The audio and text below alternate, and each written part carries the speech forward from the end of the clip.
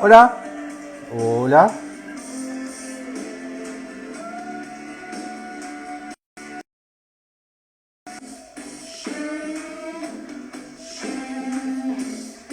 Buenas, buenas, buenas. Bueno, vamos a iniciar un nuevo ciclo, una nueva entrevista. En el día de hoy, hola, ¿qué tal? El día de hoy entrevistaré a Rodrigo Marín Briceno, que ahí justamente se conectó. Así que vamos a invitarlo así transmitimos juntos. Un segundo.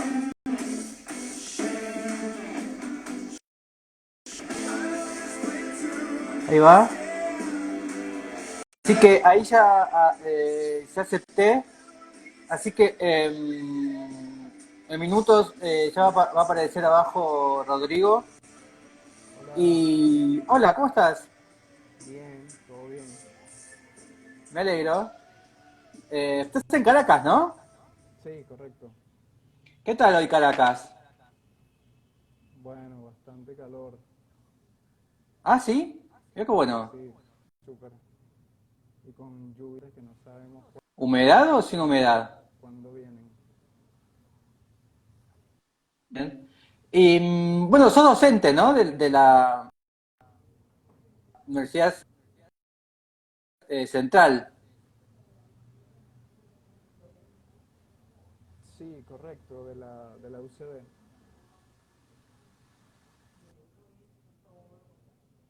En qué materia estás? ¿En qué asignatura estás? Sí, se te escucha muy bajo. Ah, vale, puede ser el micrófono. ¿Qué tal ahora? ¿Ahora sí se escucha mejor? Ahí ahora muchísimo mejor. Vale, sí, solo Ahora tenía sí, que acercarlo un poquito más. sí. Bueno, cuéntanos algo de cómo está Caracas hoy en día. ¿Cómo la Bueno, encuentras hoy? eh, la verdad es que depende mucho de en qué parte de la ciudad estés, pero Alex creo que sigue siendo igual que siempre. Y en particular ahorita, pues con el tema del calor y las lluvias, eh, todo puede transformarse de una manera así como muy contundente de un momento de un momento a otro. Bien. Acá estamos viendo unos trabajos tuyos, pero me interesaba esto más que nada. Después vamos a lo demás. Cuéntanos esto, este Community Facility System. Ah, vale. Bueno, ese es un proyecto muy interesante. De hecho, ahí digamos que fue un trabajo colectivo donde ¿Sí? participaron distintas oficinas de arquitectura, entre ellos el estudio AGA, el estudio Pico, instituciones del Estado como Imparques, y bueno, y la propia comunidad, ¿no? De verdad que fue un trabajo colaborativo muy interesante que se desarrolló entre el 2015 y el 2016 aproximadamente. Bien. ¿Y de qué consistía? Como en una especie de lugar para jugar al fútbol, al soccer o al básquet. Sí, bueno, ese es un lugar muy interesante porque básicamente es una comunidad, un asentamiento informal que está ¿Sí? asentado sobre, digamos, muy cerca de lo que es el Parque Nacional Guaraíra Repano, vendría siendo como la montaña de la ciudad.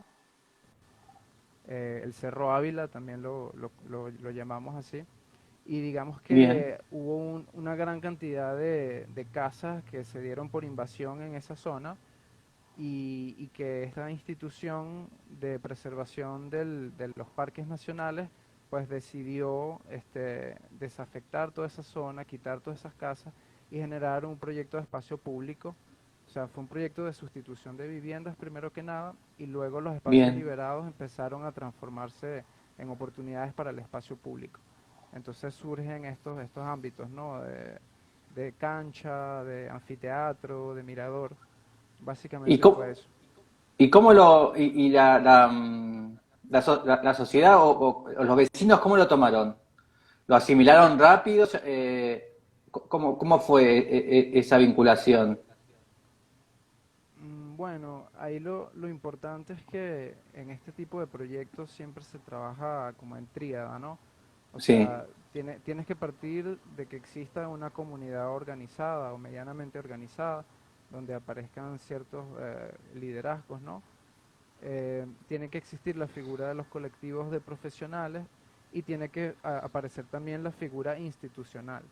Mm. Entonces siempre está el marco legal, por así decirlo, garantizado, el marco como de aceptación por parte de los miembros de la comunidad, por otro lado, y luego pues quienes pueden aportar una visión desde el oficio, ¿no?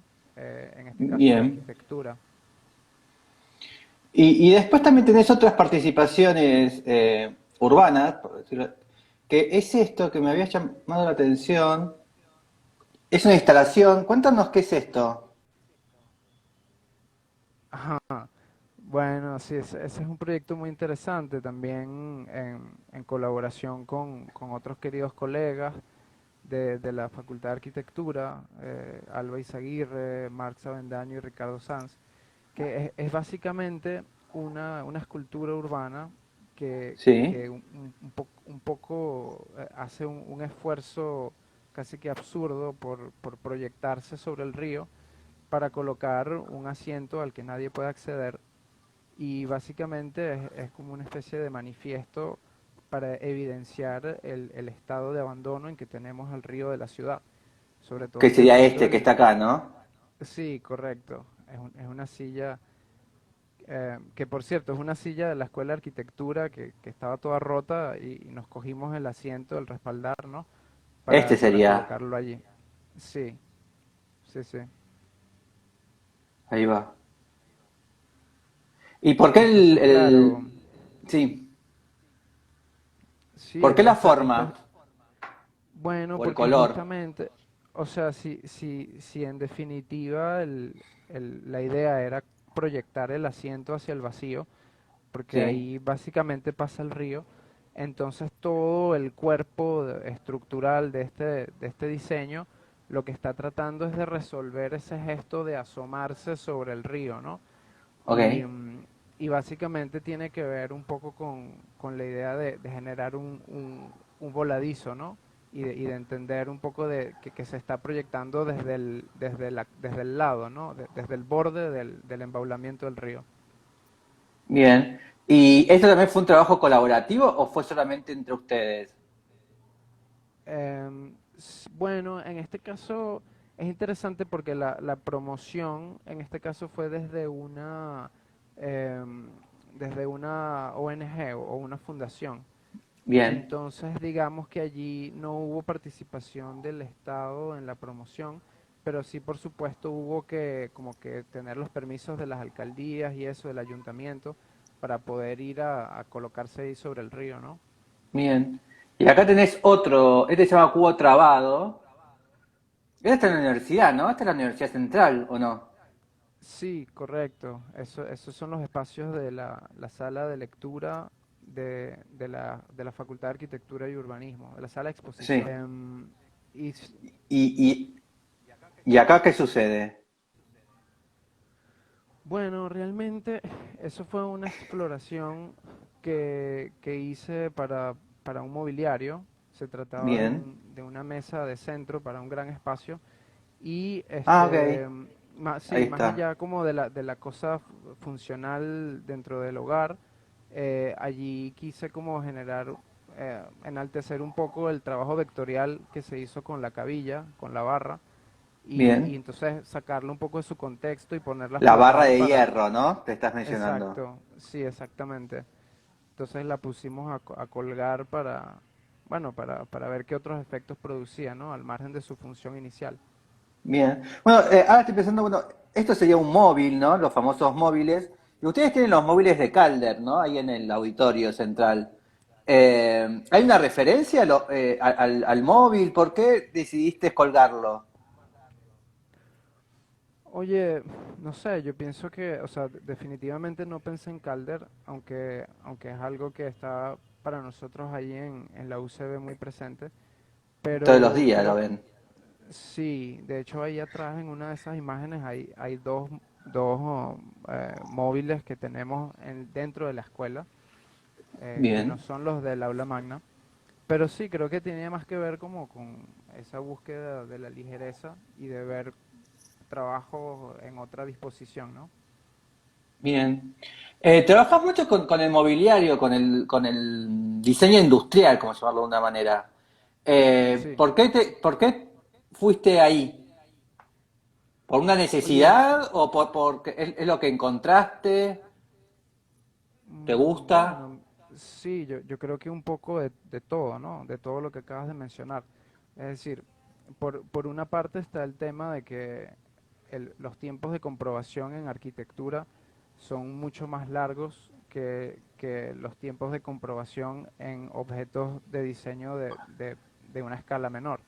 Sí, Y en ese sentido, como ese proceso casi que es como una neurosis, ¿no? De uno de querer constantemente vaciar las ideas y de verlas materializadas, inevitablemente te lleva como a buscar unas escalas más accesibles desde el punto de vista del financiamiento y de la construcción. Entonces, una cosa que me fascina es el diseño multiescalar. Entonces bien, me interesa mucho pasar del diseño de grandes urbanizaciones, edificios, a diseño de objetos para sillas y bien. mesas Sí, y acá verlo tenemos rápido, ¿no? sí, acá tenemos una biblioteca. Exacto. Siempre trabajás con el hierro. Me interesa mucho porque ¿Por el qué? tema de lo estructural, Sí, em, sobre todo la cosa de la ligereza, ¿no? Y entonces, bien. claro, el hierro está como en su naturaleza, ¿no? Apuntar hacia esa condición. Acá, estos son unos clavos, ¿no? Unos tornillos. Sí, ese es el trabajo de un estudiante. Ah, mira. También hemos llevado como la especulación objetual y los objetos también a las aulas, ¿no? Bien. Y por último, ya empezamos. Me había gustado esta imagen. ¿Qué es no leí el texto, pero ¿qué es el Cacri híbrido? Cuéntanos qué es. Ah, bueno, ese es un objeto bien particular Es porque es una justamente, cámara, parece una cámara de cine. ¿Es eso o no? bueno, primero que nada es un perro, ¿ok? Bueno, parece que Eso es, bien, eso es lo que es un perro y es un perro vigilante. Entonces, bien, claro, tiene una lámpara, tiene una sirena, tiene unos puertos USB y bueno, cualquier cantidad de botones que permiten operarlo, ¿no? bien. ¿Y por qué el perro vigilante? ¿Por la inseguridad? ¿La paranoia? ¿Qué es? Bueno, ese fue un proyecto que surgió en 2020, justamente en Bien, plena pandemia, que quedó la Universidad Central quedó completamente abandonada. Y bueno, la verdad es que los vigilantes allí están en una condición sumamente precaria, no tienen ningún tipo de armamento, no tienen ningún tipo de recurso. Entonces, claro, siempre está el tema de que se meten a los salones a robar, ¿no? ok. Y más con el abandono que se generó durante la pandemia, pues de verdad que fue un estado de crisis. Entonces, ahí lo que pensé es que en vez de ir a buscar soluciones muy sofisticadas, que si cámaras de seguridad que nadie supervisa, o estos Ahí está. cerramientos que lo que hacen es destruir la arquitectura, lo que quise fue generar algo que se apoyara más en la inteligencia de los propios vigilantes a través de unas técnicas de disuasión. Entonces, Bien. claro, la idea es que con los botones tú puedas activar las sirenas y asustar a los ladrones antes de que pasen a mayores, ¿no? ¿Y funcionó? ¿Lo pusiste en práctica? No, no he tenido la oportunidad de ponerlo, que lo usen directamente los vigilantes, porque Bien. terminó siendo muy artesanal, entonces es muy pesado, es poco práctico y creo que de encontrarse en una situación realmente de riesgo, a lo mejor el Era pobre muy perro complicado. va a salir Claro. roto, el pobre perro va a perder una pata o algo. Bien. Y a ver qué más. Después había algo, y por último esto es algo diferente, porque hay resina acá, ¿no? Es resina. Cuéntanos qué es esto.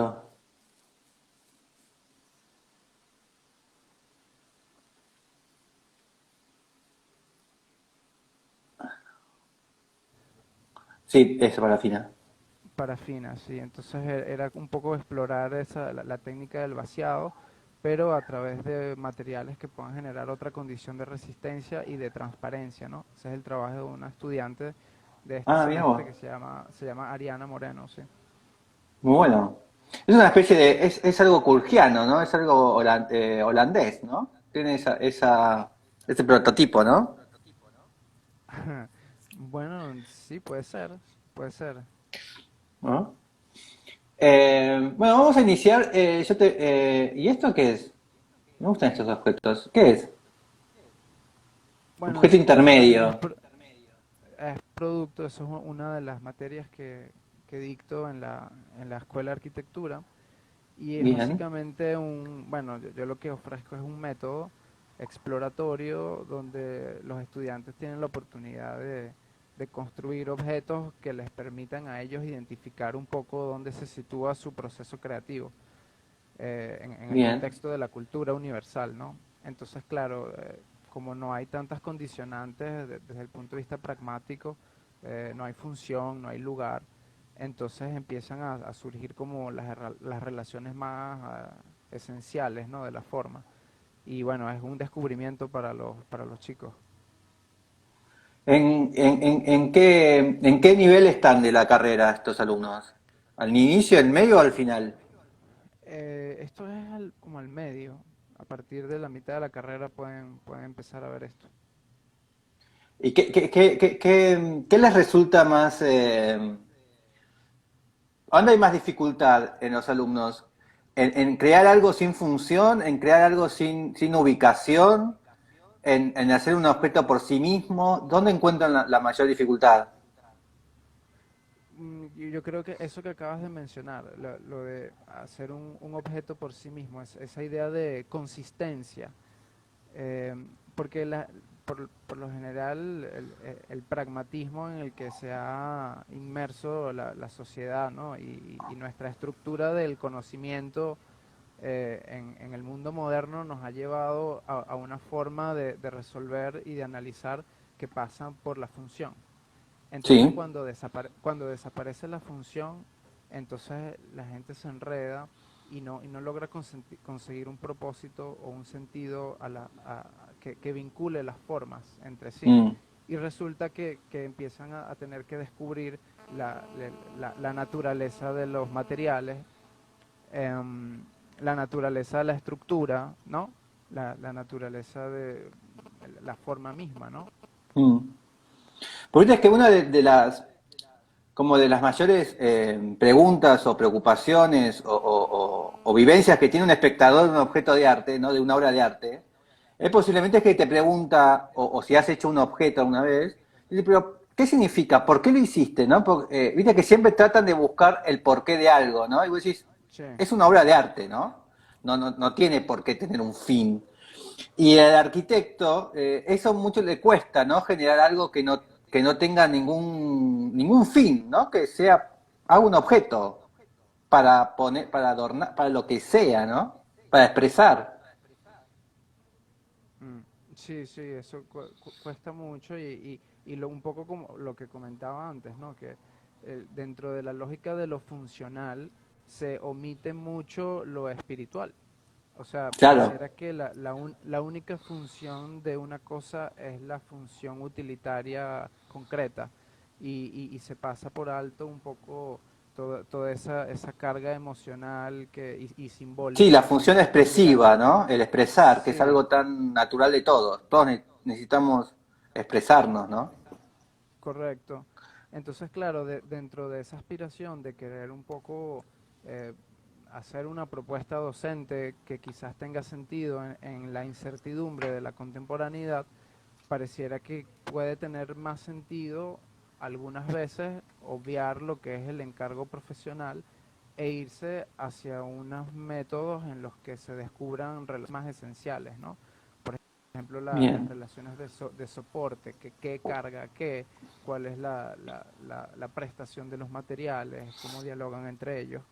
Y en el fondo eso, pues el estudiante cuando tenga que extrapolarlo a otra situación, probablemente habrá construido el criterio para resolver un problema, ¿no?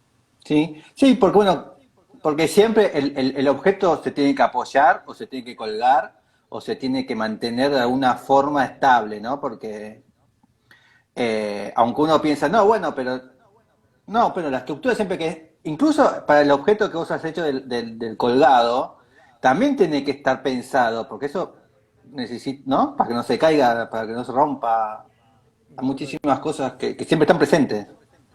correcto, es así. Bueno, vamos a empezar. Te envié 100 preguntas, tenés que elegir 10, así que arranquemos, a ver. Em, Oye, bueno, no sé, a mí de verdad que me llamaron mucho la atención varias y creo que sobre todo la diversidad, ¿no? Y cuán metidas están en el tema de la cultura. Este, oye, yo hablaría, no sé, arrancaría por em, apertura Olimpiadas, por ejemplo. A ver, Sí, ¿qué eliges? la de Beijing de 2008. ¿Por? ¿Qué pasó ahí? Bueno, realmente a mí lo que me llamó la atención de esa, de esas Olimpiadas, yo tuve la oportunidad de vivir en Pekín en el año 2002 y 2003 y había visto, o sea, una de las cosas que me sorprendió es cómo esa sociedad se estaba proyectando ya con tanta antelación en el desarrollo económico y la transformación de la ciudad para Ahí lo que iba a está. ser el tema de la apertura de China al mundo. Básicamente esto fue Sí. como el acto simbólico que inauguró la nueva era de China que quiere colocarse como primera potencia del mundo, ¿no? Mm. Entonces, claro, un poco quizás estoy obviando como esta cosa de lo que fue realmente el acto en sí y me estoy yendo más hacia la connotación de lo que fue la construcción de esa nación, ¿no? Para esa apertura al mundo. Pero luego si vamos como al tema de lo que fue el acto en sí, pues bueno, definitivamente hicieron una demostración magistral de lo que es la luz y de lo que es la coreografía, ¿no? O sea, cuando Mm. aparecen 100.000 chinos haciendo exactamente el mismo movimiento de un lado para otro en perfecta coordinación, em, ahí tú dices, o sea, para eso sirven estos eventos, ¿no? No tiene nada de distinto con un desfile militar. O sea, No, es una expresión de poder. sí. Entonces, Y bueno, también me de llamó la poder atención. y de decirle al mundo, estamos todos coordinados con un mismo fin, ¿no? Vamos todos por el mismo lado.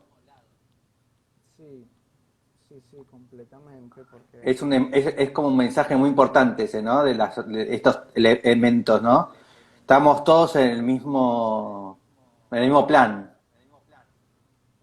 sí, sí, porque además cuando analizas ese tipo de comportamientos a la luz de los años que siguieron, te das cuenta que ahí se está haciendo una propuesta de modelo de sociedad, ¿no? Sí. Eh, y dentro de esta nueva confrontación de Oriente-Occidente, allí hay un mensaje clarísimo. Y entonces, claro, estos son eventos que quizás uno tiende como a darle una lectura desde el punto de vista del entretenimiento, y resulta que si uno hace un análisis un poco más profundo, empiezas a descubrir, bueno, mira esa imagen, empiezas a descubrir que tienen Hermosa. una carga política sumamente profunda, ¿no? Sí. ¿Y por qué estuviste en Beijing en el 2002-2003? ¿Qué hacías allá? ¿Cómo llegaste a Beijing? ¿La facultad? Eh, mi- no, no, imagínate, ya, yo era un niño, trabajo de mis padres, Ah, estuvieron trabajando en misión diplomática en la embajada, sí. bien, Entonces, sí. ahí está. ¿Y qué te pareció todo el sistema de estadios, ¿no? Porque China construyó estadios, ¿no? Acá tenemos a Herzog de Meurón. ¿Cómo te resulta esa arquitectura? Bueno, si te digo con honestidad, no me llama mucho la atención. Bien. Este, siento que quizás es bueno, sí, hay como una cosa que tiene mucho que ver con la imagen, ¿no? Y eso como decir el cubo de hielo, el paraguas, el cubo de agua, no sé.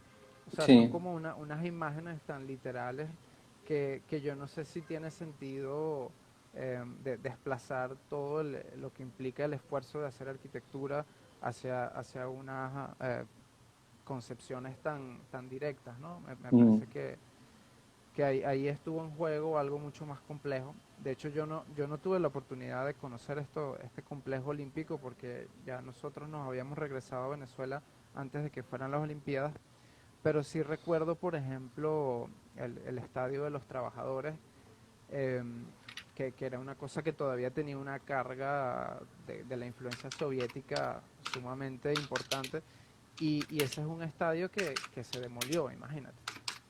O sea, así estaban ellos comprometidos con la supuesta modernización del país para la apertura ¿Este? al mundo. Exacto, ¿Eso se exactamente. demolió? Sí, sí, sí, o sea, sí. De hecho, Mira ahorita vos. tú lo buscas en Google Earth y no está Ahí está. Bueno, esta es sí, otra entonces sí demostración también de como, poder, ¿no? sí, Demoler una cuestión soviética y generar un elemento europeo, ¿no? Eso es otro elemento, ¿no? sí, completamente. Ahí yo Porque vi un partido de demostración del Real Madrid contra los Dragones de Pekín. ahí adentro, Sí, en el Estadio de los Trabajadores, sí. mira vos. Así que bueno, vayamos a la siguiente pregunta, a ver.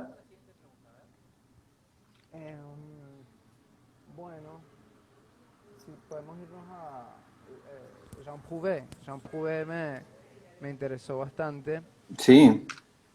Eh, de hecho, sí, no sé, esa cosa como de lo aerodinámico y esa relación con la industria es algo que valoro mucho en el trabajo de este hombre.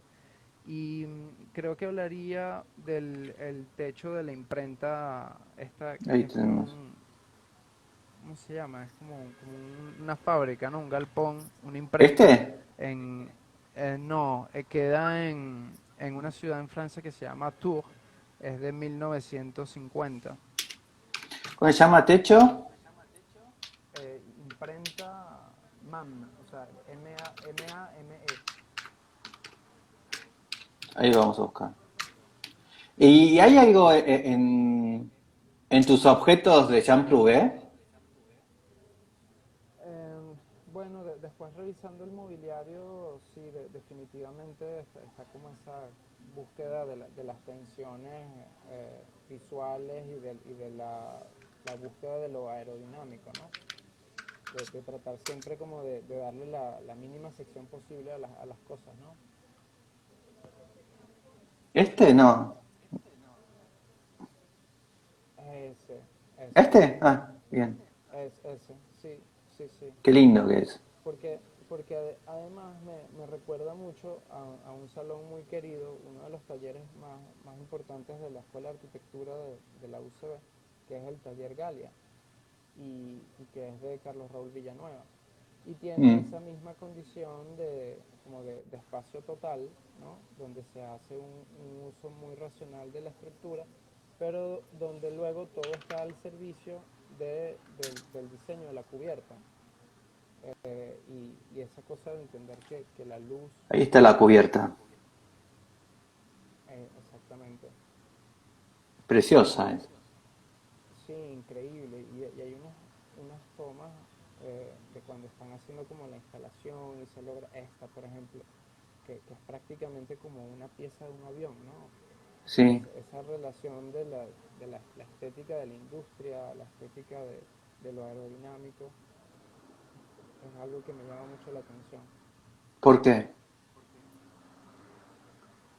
Oye, no sé, yo creo que pareciera que una de las cosas, de las búsquedas más arraigadas dentro del concepto de lo moderno está en la búsqueda de la ligereza, de desafiar la gravedad, ¿no? Y siento que todo ese desarrollo del lenguaje de esa forma tiene que ver con esa búsqueda, ¿no? Bien. Acá, bueno, ves, bueno, ahí tenés la pieza, ahí tenés el exterior y el interior, y es sumamente coherente, ¿no? Sí, sí, no, completamente. Además que claro, ya después si lo analizas desde el punto de vista del uso que tiene, pues entonces esa cosa que ilumina el plano de trabajo, ¿no? Ahí está. Em, Bien. Siempre le pregunto lo mismo a los que me responden por Jean Prouvé. ¿Por qué crees que uno no está todo el día diciendo Jean Prouvé, Jean Prouvé, Jean Prouvé? Y siempre no se piensa en Le Corbusier. ¿Por qué pasa ahí? ¿Por qué Jean Prouvé no es algo que todos sepamos o todos hablemos todo el tiempo? Y deberíamos, ¿no? Porque lo que hizo fue genial. sí, no, no sé, quizás no. Bueno, la verdad es que no sabría decirlo. No, tampoco estoy seguro de que haya teorizado lo suficiente como para también tener registros literarios de su pensamiento. O sea, Mm. porque en ese sentido, Le Corbusier, como otros, pues tienen una obra que es completa en ese sentido, no solamente la obra construida, sino también La en literaria. cuanto a, sí, y como, ¿cómo se llama? Promotores y embajadores de Sí. la modernidad en el mundo, quizás eso también les da más visibilidad, ¿no? A lo E incluso Jean mejor, Prouvé trabajó con Le Corbusier muchas veces, ¿no? Y Le Corbusier se alimentaba de Jean Prouvé. sí. Luego, Entonces, bueno, ya las circunstancias personales del creador, la verdad es que sí, no las conozco. Me imagino que eso bien, también influye, ¿no?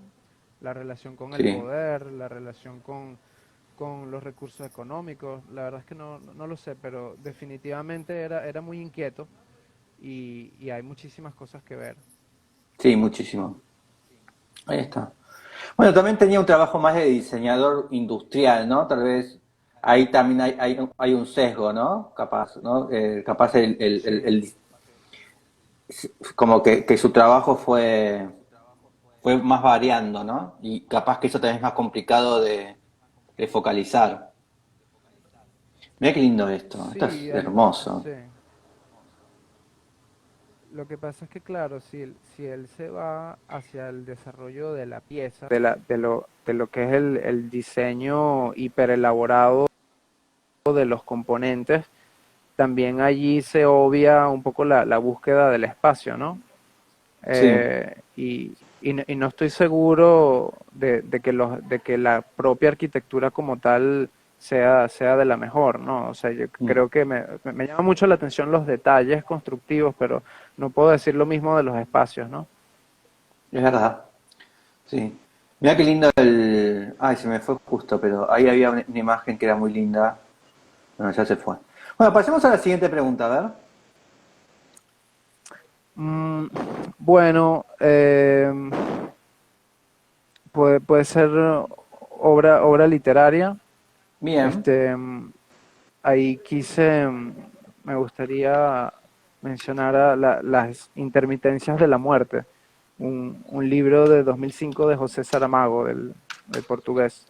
bien. ¿Por qué? Acá está él. Oye, bueno, primero que nada, Ahí lo eh, tenemos a lo, Saramago. lo primero, lo primero que me impactó de Saramago es la manera como puede escribir un bloque de texto ininterrumpido y que se sienta la cosa más emocionante y, y- y fácil de comprender, ¿no? O sea, ya por allí Mm, hay una cosa que tiene que ver con la forma que ya es impactante, ¿no? O sea, de verdad que hay un talento allí para organizar las palabras que es de otro, es de una genialidad. Y luego, claro, cuando entramos en esta cosa de lo que plantea el libro en sí y que tiene esa, claro, nosotros que somos latinoamericanos siempre quizás tendremos nuestra inclinación hacia aquello del realismo mágico, ¿no?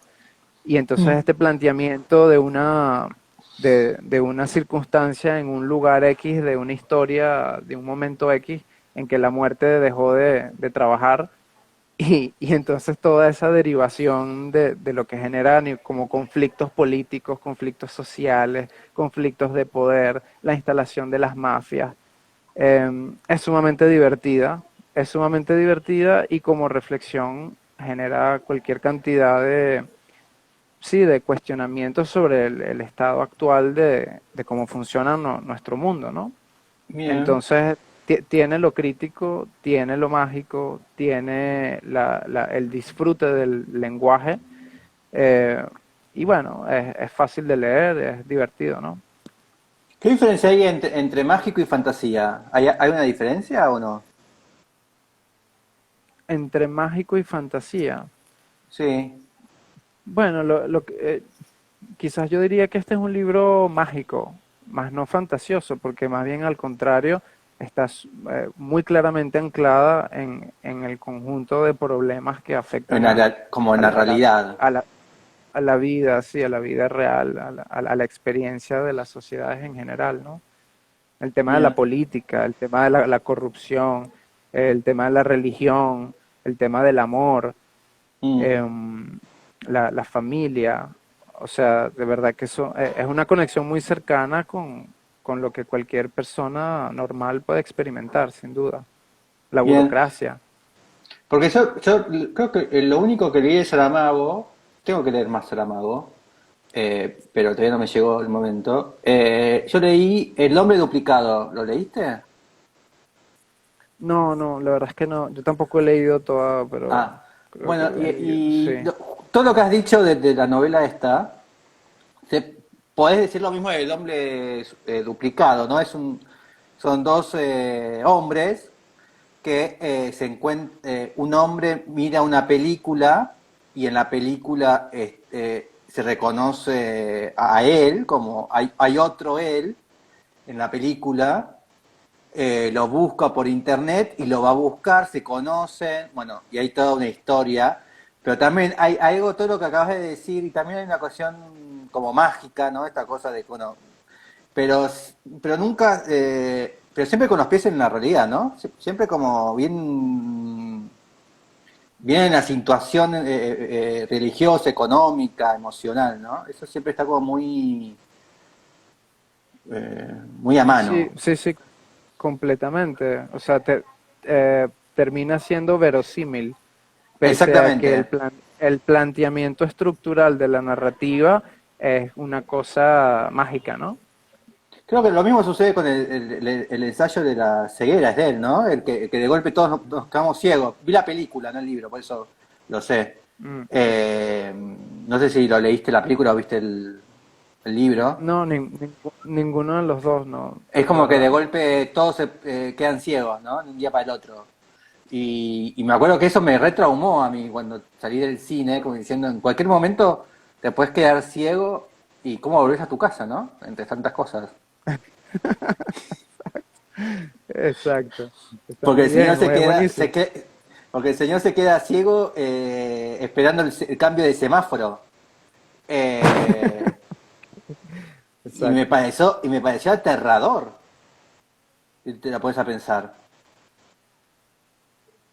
Y Sí, además, ¿quién sí. te cree, no? eh, Estoy ciego, nadie te va a creer. Dale, no jodas, Adrián. No es gracioso.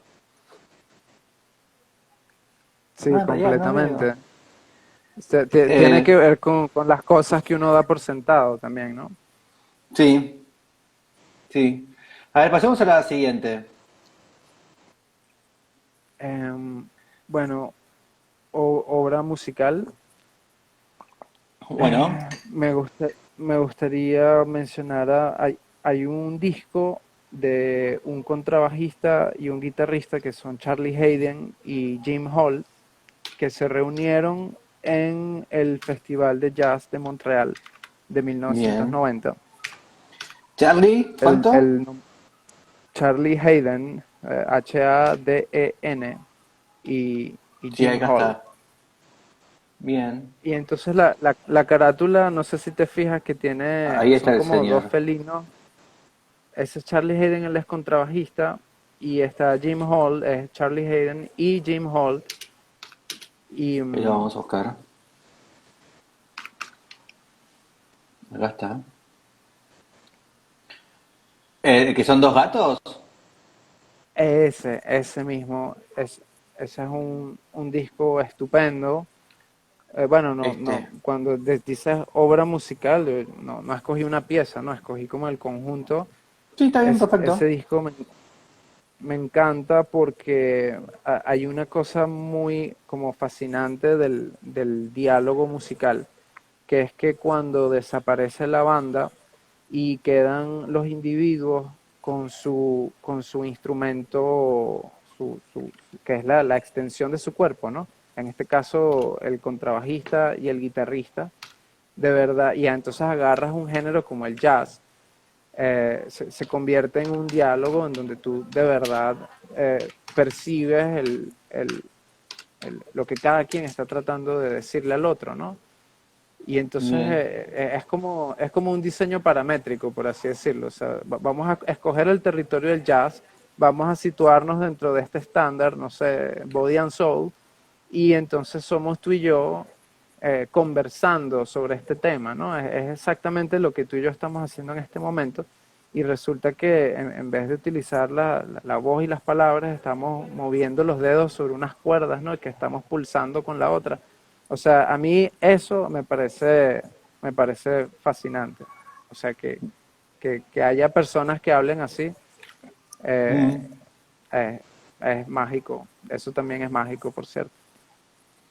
Bien, estoy buscando pero no me parece. Imágenes del festival. ¿Y por qué ese día? ¿Cómo? ¿Por qué elegiste ese día en particular, el del Jazz Festival de Toronto? No, bueno, quizás, o sea, el disco salió o sea, porque tocaron en vivo en Montreal, Ah, en Montreal. eh, en Montreal, sí, en Canadá, en el 90, y el disco salió de ese concierto en vivo, ¿no? Pero digamos que Bien. no hay una razón específica. Ah, ok. Estoy buscando imágenes, pero no hay del Festival de Montreal de los 90. Eh, ¿Y sos de escuchar jazz o es algo particular en este caso? Bueno, sí he tratado, o sea, me imagino que es como todas las cosas, como la lectura, como el arte, como la música, que Sí. hay que hacer un esfuerzo también, ¿no? Uno tiene que Sí, hacer un claro. esfuerzo.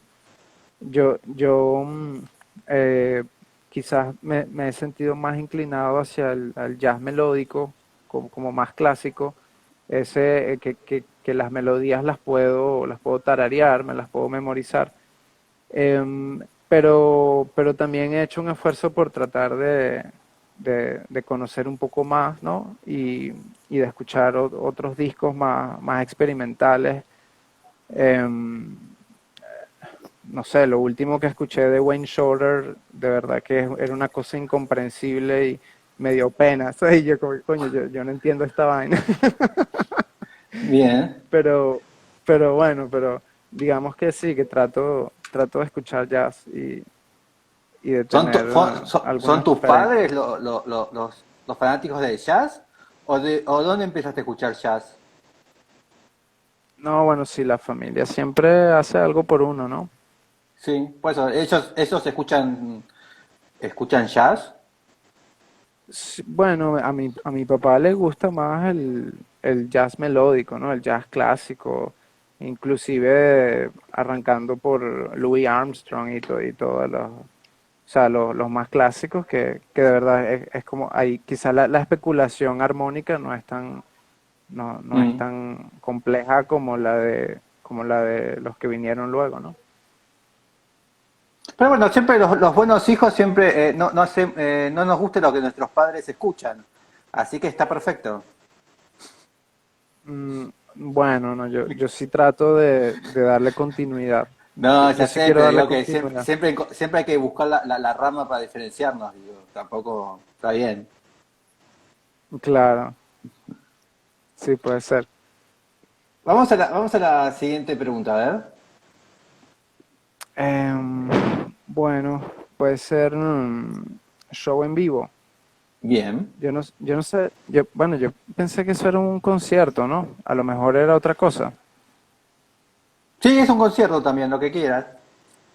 Un concierto. Bueno, hay un concierto de John Mayer, el de Los Ángeles, en el año 2008, que de verdad Bien. eso es una joya. Es una joya porque además, o sea, no puede haber tipo más cool que John Mayer, ¿no?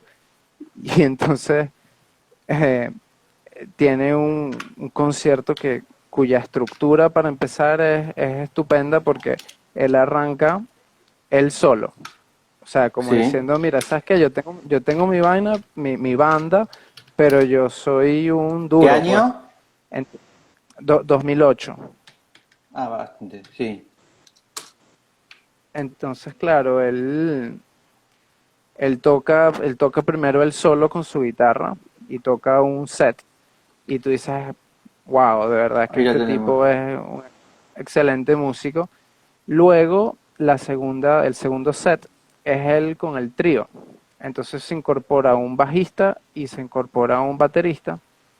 Bien. Y después el tercer set viene la banda completa. Entonces, oye, de verdad que concierto está muy bien hecho y te permite explorar temas clásicos de él, pero presentados en distintos formatos, ¿no? Porque el sonido de la versión él solo, ¿no? Él solo Es muy cantando con la diferente. guitarra, es muy diferente a cómo suena con el trío y es muy diferente a cómo suena con la banda, ¿no? Inclusive hay un Bien. momento que versiona a Jimi Hendrix, y de verdad es excelente. Ese concierto de verdad que es Este sería buenísimo. Where the Light is It. Es exactamente ese, exactamente. Ahí En está. Los Ángeles 2008.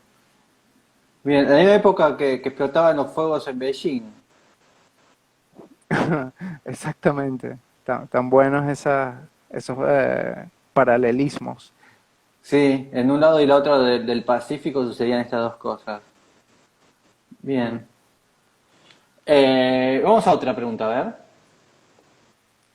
Bueno, siguiendo con la música, ¿no? A ver. El videoclip de los 90, para seguir con la música, Bien. hay un video que me recuerda mucho a mi infancia, que es de la banda Aerosmith. Hay un video muy divertido que se llama Pink, eh, ¿Cuál rosado, es? ¿no? Sí, Eh, ahora lo busco, así me acuerdo cuál es. Seguramente lo he visto 45 millones de veces. bueno, justamente una de las cosas que me divierte de ese video es que en ese momento estaba muy de moda esos videos que eran como unas mini películas, ¿no? Entonces todo tenía como una historia, y había unos personajes, y había una narrativa. Y resulta que esto es un video donde simplemente es un fondo blanco y hay cualquier cantidad de personas extrañas, enanos, Que, gordos, que pasan por detrás, deformes, ¿no? que caminan desde atrás hacia la cámara y van cantando la canción. Y es súper divertido Este. porque ese mismo, además que la canción es muy chévere, es muy buena. A ver. Y bueno, están todos estos personajes, ¿no? Sí, no me acuerdo. Ahí está. Sí, ese video me gusta mucho. Sí, es verdad, fue como un cambio. Bueno, sí, no sé, ellos mismos tienen videos donde aparece la hija de él, ¿no? Liv Tyler, y es como Sí, de una película, o sea, sí, era como muy cargado, ¿no? Todo era una historia, ¿no? Y ver esto así con fondo blanco, de verdad que era como muy visual, ¿no? sí. Sí, pues toda esa cuestión barroca de los 90 está en ellos ahora, no en la persona, no en el fondo, como solía estar antes, ¿no? Exacto, exacto, la cosa cinematográfica, ¿no? De los videos estos súper producidos Y bueno, Sí, quizás esto no es que no tenga producción, sí la tiene, pero genera otro lenguaje visual, ¿no? mm, Y, y enaltece estas figuras que son todos personajes rarísimos, ¿no? sí, esta cuestión de la diversidad más contemporánea, ¿no? Sí, Que, completamente. que, bueno, ahora capaz es más, es un poquito más siniestra, ¿no? Porque es una cosa más políticamente correcta, ¿no? Pero antes No, era sí. más real, capaz. Ahora es como Ahorita es porque es muy, obligado, ahorita es porque es obligado. claro, pongamos al gordo y al feo porque hay que quedar bien. Es Pero, correcto. ¿cómo te llevas con la corrección política? ¿Te da bronca? ¿La asimilás? Mm, Bueno, no sé, yo siempre he sido políticamente correcto. Bien. Sí, Y capaz porque es el periodo en el que te tocó vivir, ¿no? Capaz, sí, yo eso es muy ser cierto. yo soy más del 90, bueno, nací en el 70, pero soy en el 90, mi adolescencia fue en los 90, era todo lo contrario, ¿no? Era lo políticamente incorrecto, era el espíritu, ¿no? Tipo, estar todo el día enojado por algo. Aunque ahora también estás todo el día enojado por algo, pero es diferente. Bueno, ahorita más bien es como lo de la ansiedad, ¿no? Sí, también.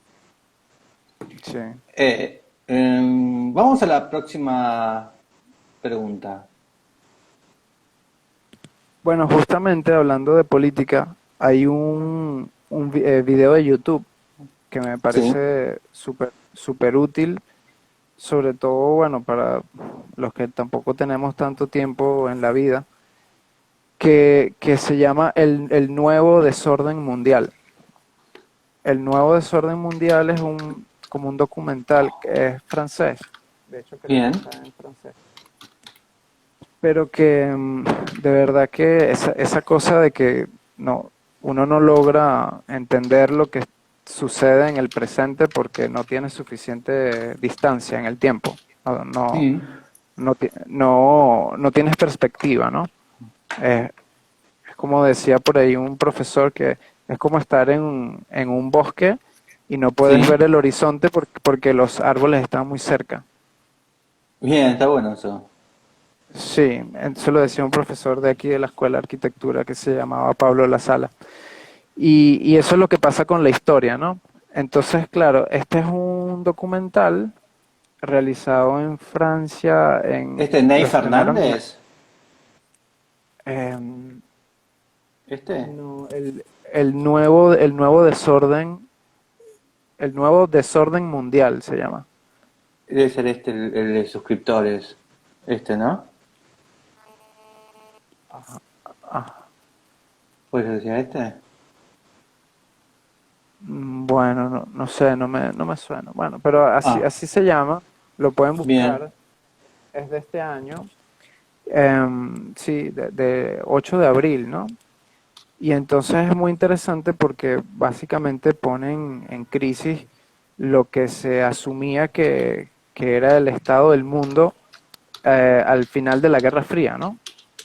Y, y esa falsa perspectiva que se había generado en Occidente del el fin de la historia, ¿no? Esta Mm, teoría de Francis Fukuyama, que del libro este del El final de la historia y el último hombre, que entonces además vino motivado por este discurso que dio Bush padre sobre el nuevo orden mundial, justamente, con la mm, disolución del Pacto de Varsovia, y que entonces sugería que de ahora en adelante había triunfado las democracias liberales y que se iba a imponer ese modelo de sociedad en el mundo. Entonces, claro, el documental, de alguna manera, lo que exhibe o lo que expone es cómo realmente el conflicto nunca cesó y que pretender que civilizaciones imperiales de tan vieja data iban a dejar de existir como cultura y como organización política y como organización social era simplemente una ingenuidad tremenda, ¿no? mm. Y que entonces con la disolución de la Unión Soviética realmente el conflicto no cesó. no cesó, sino que se transformó y que 10 años después ocurrió lo de las Torres Gemelas, ¿no? O sea Mm. que un golpe duro en el corazón de Occidente, ¿no? Como llaman ahora. Entonces, bueno, no sé, para uno que está así como, que uno pensaba que las cosas eran como eran y ya, porque uno no tiene experiencia en la vida, empezar a como a documentarse y a informarse sobre estas lecturas más recientes de la historia, creo que son sumamente interesantes, ¿no? Mm. Sobre todo porque de alguna manera uno empieza a tener la necesidad de situarse en el mundo, ¿no? Como individuo, como ser humano primero, y luego, bueno, desde el oficio, desde el arte, ¿no? Sí, claro. No, y además también es una cuestión también de, de razonar por uno mismo, ¿no?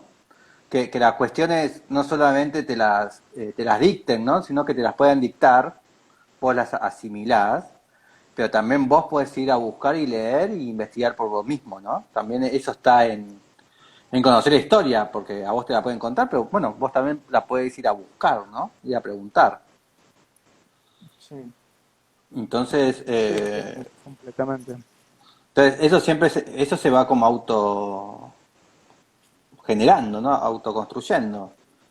Entonces, nunca es algo fijo, la historia nunca va a ser aparte también porque cambia, ¿no? Como acabamos de decir, en el año 80 era otra idea, ¿no? Y hoy es otra, entonces, aunque el hecho es el mismo, pero bueno, la interpretación no. Bueno, y entonces, claro, también empiezas además de eso que tú estás diciendo, empiezas a entender cuál es la orientación mediática Sí, sí. que tiene la información, ¿no? Y entonces, claro, tú em, te quedas como con una versión que es la que se difunde por el poder que está instalado en tu país y es a la que tienes acceso y resulta que hay guerras de las que no te enteras, que No, hay negocios de los que no te enteras, no. y que todo eso está pasando al mismo tiempo, ¿no? Bueno, Eh, de- de- ahora hay una guerra, no sé cómo será en lo de Ucrania, ¿no?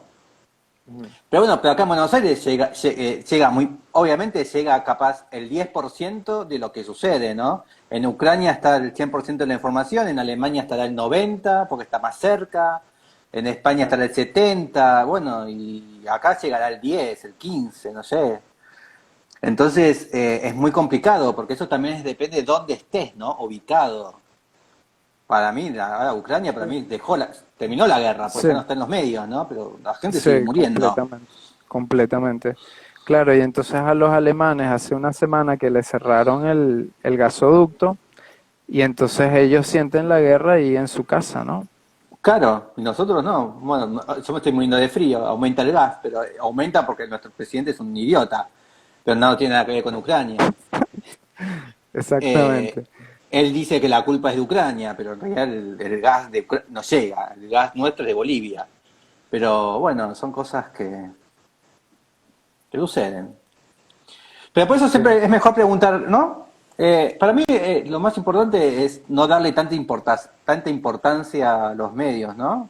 Uno los ve, como mira una película, tantas otras cosas, ¿no? Eh, es Bueno, un... hay que hacer su propia curaduría, ¿no?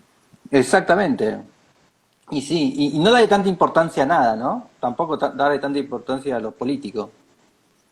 Bueno, llega un momento que uno lo que decide es actuar, ¿no? O sea, tratar de consolidar aquello desde lo que uno puede ser un agente transformador para el bien, ¿no? Mm. Y, y quizás esa es la única certeza que uno tiene, ¿no? Sí. Así que bueno, vamos a la siguiente pregunta, a ver. Bueno, me parece divertido vincular todo este rollo, ¿no? De- con el auto japonés. A Porque ver. resulta que el auto que a mí me fascina es el de los talibanes, que es justamente el carro que yo tengo desde que manejo. que Sí, es la Toyota Hilux, la 22R, que es bien. una pickup y definitivamente es un carro es demasiado guerrero. O sea, ¿Qué, si qué, los qué, qué cuál Toyota Hilux qué? 22R, ese es el número del motor. Ahí está, 22R. 22. ¿De qué Y año la entonces, tenés? 98. O sea, Ah, es de la época que esa es una burra, ahí caballito está. de batalla, Es muy cuando linda hacían. las Toyotas estas. Bueno, sobre todo porque después agarraron y empezaron a ponerlos así como los muñecos de anime. Los pusieron como gorditos, como redondos, les empezaron a meter un Sí. poco de curvas y se pusieron así gigantes, empezaron a competirle a los gringos, ¿no? A hacer carros más grandes. Y resulta que esta es una camioneta sumamente eficiente. Es un carro de 4 cilindros, tiene un Ahí motor está. 2.4 y esa es una cosa que te mueve por cualquier tipo de terreno y está hecho para llevar carga además. Entonces, claro, no es en vano que ese es el de los carros que más usaron los talibanes durante, no sé, 30 años de conflicto en eh, Afganistán, ¿no? Ah, no sabía el dato de los talibanes. Sí, de hecho por ahí hay muchos memes y muchos artículos como tratando de ver qué está pasando ahí con Toyota o sea, desde lo político, ¿no? Porque las flotas que tienen esos señores allá, terroristas, ¿no? Eh, para moverse Ah, en el como que se los desierto. pasa. Sí, de hecho, si buscas Hilux Taliban, van a salir ahí súper orgullosos con cantidades de metralletas y misiles y cosas. Ay, mira, ahí está. Sí. Es como el auto fetiche de los talibanes, ahí está. Claro, pero entonces el tema está como, o sea, cómo les llegan tantas flotas, ¿no? O sea, porque por más que sea están en guerra, ¿no? Se destruyen más rápido. Sí, ahí está. Bien. Y vamos a la última pregunta. Em, bueno, una casa en el desierto. Bueno, Y allí realmente me pareció, más allá de hablar de cualquier arquitecto, pensé fue en la película El Topo de Alejandro Jodorowsky de 1970, bien. por- ¿El porque topo? ahí hay una casa, esa es la historia del pistolero que va como a desafiar a los 4 maestros pistoleros del desierto, ¿no? Mm. Entonces él decide viajar en espiral para poder hacer el recorrido más eficiente que le permitiera descubrir la locación de estos maestros pistoleros.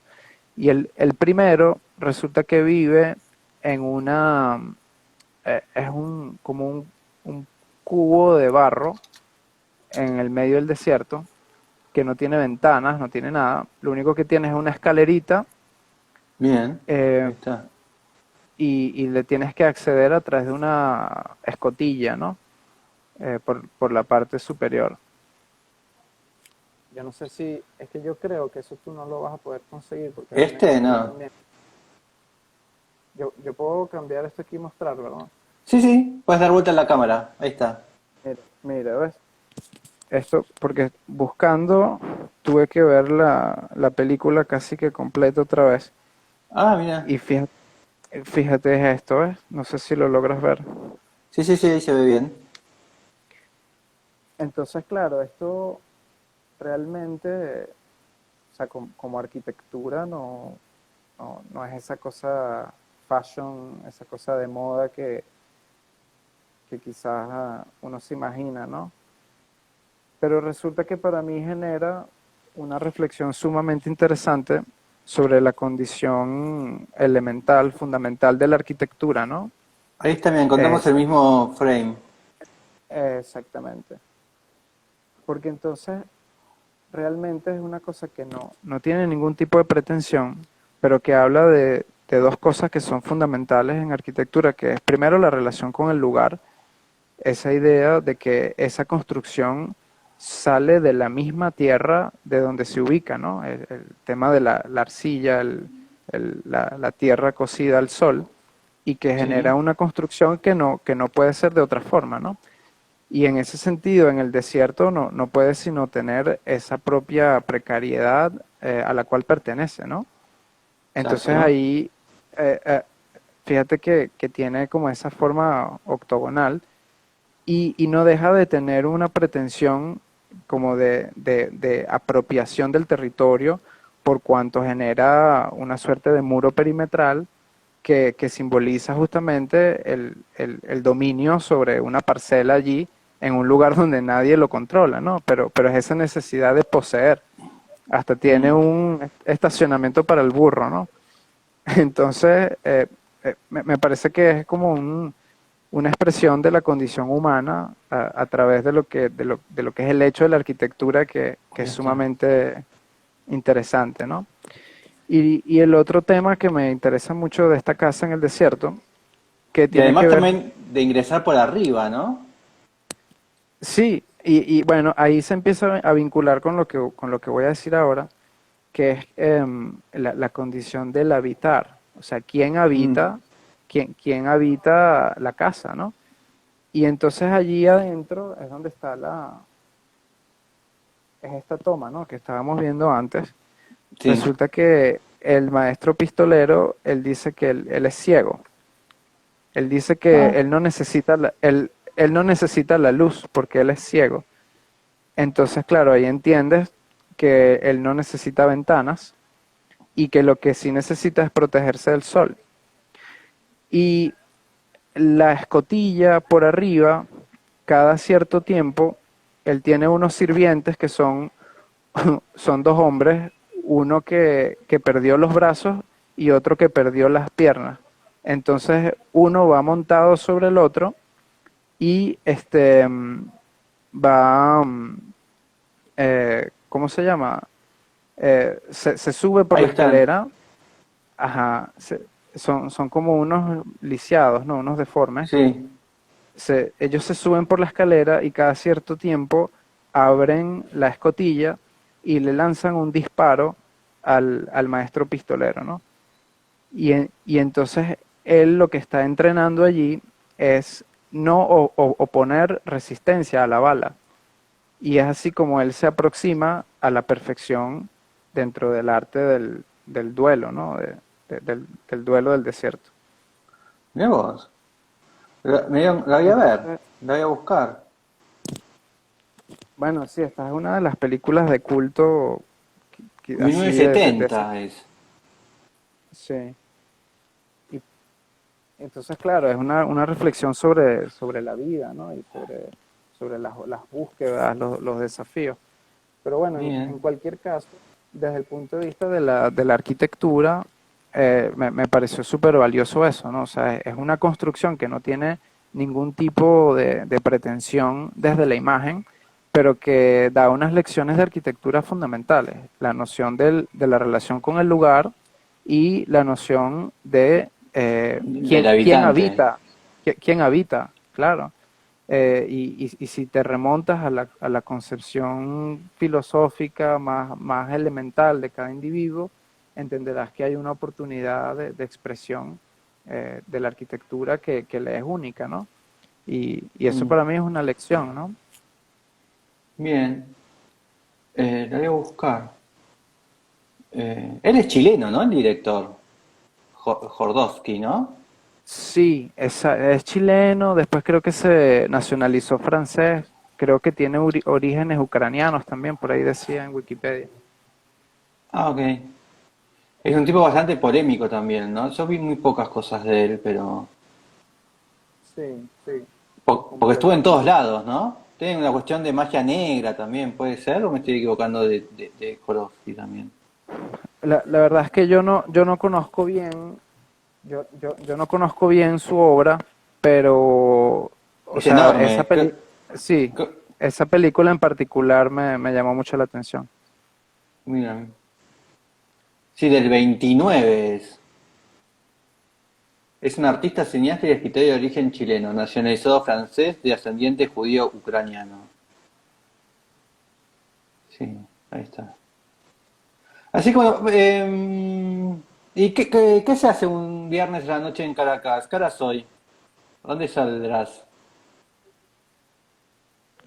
¿Perdón? ¿Qué hora soy viernes a la noche en Caracas? ¿Te vas de fiesta? ¿Cómo se dice? ¿De salsa? Bueno, puede ser. Yo creo que aquí en Caracas uno no tiene muchos planes, o sea, tú lo ¿No? que haces es o sea, como que no lo planificas, simplemente te expones a ver qué sale. Bien, ¿y qué puede salir? Bueno, lo de la salsa puede ser, eso puede ser, pero sí, Bien. unos Ay, tragos, no me amigos. sale la palabra que usan los venezolanos. ¿Cómo de rumba, no? ¿Cómo dicen que cuando salen a la noche, cómo se dice? De rumba, ¿no? Sí, sí, rumbear, salir a Eso, rumbear. rumbear. Bien. Bueno, nos veremos si algún momento llegas. ¿Conocés Buenos Aires? Sí, sí, ya estuve por allá hace unos años. ¿Y qué tal? ¿Qué te parece? ¿Cómo te caímos? Ah, excelente, excelente. De ¿Qué has verdad, hecho? me encantó. ¿Qué has hecho en Buenos Aires? No, bueno, sabes, como cualquier persona normal, ¿no? Caminar por el centro, sí, Bien, básicamente. y rumbear. Acá la noche porteña es buena para eso. Ajá, sí, sí. Bueno, estaba más en un plan familiar, pero sí, sí pude estar en la noche. Bien. Bueno, nos veremos en cualquier momento. Éxitos, suerte. Vale, muchísimas gracias por todo, ¿verdad? Que estuvo De, divertido. de nada, hasta la próxima. Nos veremos. Chau, chau. Hasta pronto. Hasta Chao. pronto. Chau, chau.